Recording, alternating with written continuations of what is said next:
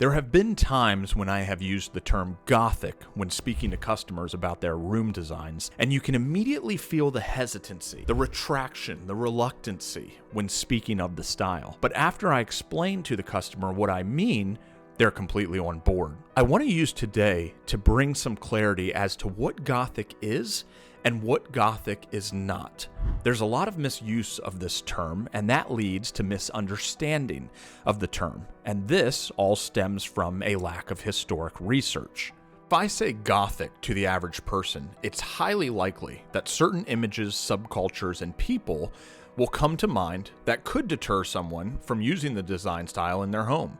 It's also highly likely that the roots, origins, and beauty of which this word truly defines will never cross the mind.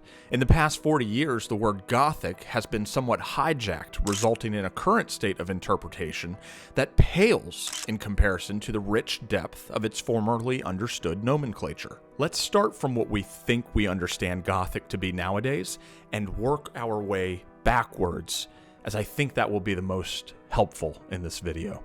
The most recent understanding of goth or gothic is a music subculture that emerged out of the late 70s and early 80s. Hippie psychedelic feel-good music had become mainstream, and punk music in the late 60s was the extreme counterbalance response to that. Following punk in the post-punk era, you had the birth of gothic rock, which used punk as its footing, then incorporated darker, dramatic notes, chords, and lyrics. This, of course, attracted a certain type of people who then created a style for the cult-like following of this genre. Now, the reason goth was used as the term for the people of this music subculture was to define them as being outsiders who conducted their lives in a way that wasn't common to others. But this type of goth had never existed before, and they do not have any type of deep historic heritage. This word was misused in that it acted as an adjective as opposed to a noun. The true term Goth is short for an actual Germanic people who existed in the Roman era. The tribes of the Ostrogoths and the Visigoths were nicknamed Goths. The Romans and Goths endured nearly 300 years of tension sprinkled with wars and conflicts. Although the Romans aimed to use the Goths to defend their borders, they never viewed these people as equals or even close to the same. They viewed these people as barbaric and uncivilized simply because they lived differently. The word Gothic was coined by Renaissance artists in the early 16th century who thought that the early medieval architectural style was ugly and it didn't conform to the classical ideals they were trying to achieve. They felt it was beneath them, unenlightened, and related it to their feelings of the Goth tribes in the past. The famous Italian Renaissance painter and architect Giorgio Vasari amplified this negative connotation when he referred to Gothic art as monstrous and barbaric.